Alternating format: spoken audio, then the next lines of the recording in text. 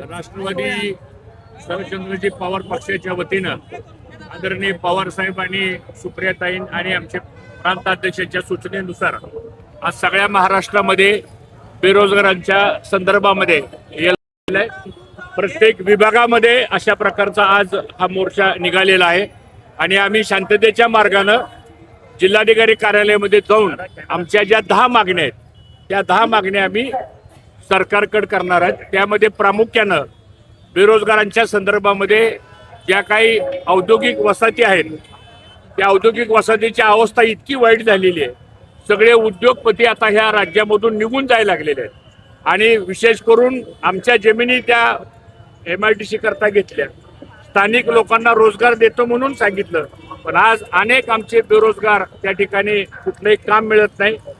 त्याचप्रमाणे मोठ्या प्रमाणामध्ये पेपरफुटीचं प्रकरण आहे। युवकांचे सगळे प्रश्न या सरकारच्या माध्यमातून कुठेही मार्गी लागलेले नाहीत। तरुणांच्या मध्ये प्रचंड असंतोष आहे आणि त्याचं एक प्रतिबिंब म्हणून आमचा आजचा हा एल्गार बेरोजगार मोर्चा आम्ही काढलेला। औद्योगिक वसाहती जर बद्दल बोलायला गेलं, चाकणची परिस्थिती सगळ्यांना आता ज्ञात आहे। 31 ऑगस्टची डेडलाईन जी आहे ती सरकारने आखली आहे। मला वाटतं का 31 ऑगस्ट पर्यंत तिथली सगळी परिस्थिती सुधारेल? अशा डेडलाईन्स आम्ही सरकारच्या बऱ्याच बघितलेल्या आहेत। किती माणसं डेड झाल्यानंतर मग ती लाईन दिसेल असा प्रश्न आमच्या सगळ्याच्या समोर निर्माण झालेला आहे। सरकारने गांभीर्यानं ज्या वेळेस ह्या गोष्टी विरोधाकरता विरोध करू नये, सरकारने गांभीर्याने ह्या ज्या काही इश्यूज निर्माण झालेले आहेत याकडे लक्ष द्यावं आणि आज तरुणांच्या मनामध्ये जो एक उद्रेक आलेला आहे अनेक क्षेत्रामध्ये, मला असं वाटतं त्याचं एक प्रतिबिंब म्हणून आजचा हा मोर्चा आहे। पण काय मुद्दे जे मांडणार आहात, एक तर बेरोजगारीचा मुद्दा आहे, आता चाकणचं जसं तुम्ही उदाहरण दिलं, हिंजवडीचे लोक देखील रस्त्यावर उतरतात। IT पार्कचं काय महत्व आहे पुणे शहरासाठी किंवा महाराष्ट्रासाठी हे सगळ्यांना माहिती आहे। सरकार या सगळ्या मुद्द्यांकडे गांभीर्याने बघत नाही। बघत नाही म्हणून तर ही मोर्चा काढायची पाळी येते ना।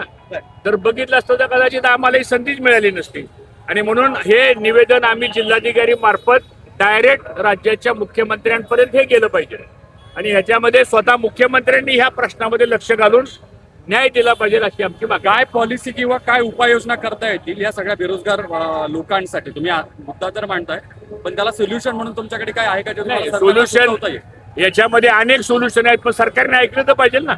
सरकारने चर्चेला बोलवलं पाहिजे। सोल्युशन आम्ही काय फक्त तक्रार करण्यासाठी किंवा आंदोलन करण्यासाठी हा मोर्चा काढला नाही।